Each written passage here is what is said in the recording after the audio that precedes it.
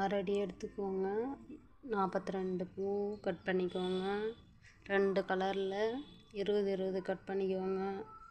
ஒரு கலரில் மட்டும் எக்ஸ்ட்ரா ஒரு பூ வரும். 6 அடி எடுத்துக்கோங்க. நான் கைப்பிடி நேற்று சொல்லியிருந்தேன்ல, பாருங்கள் இப்படி கச்சிதமாக இருக்குது.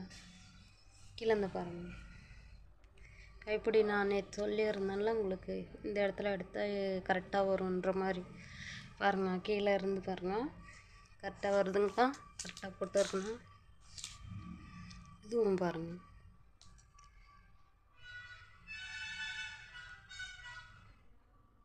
ஏதாவது டவுட் இருந்தால் கமெண்ட் பண்ணுங்கள்.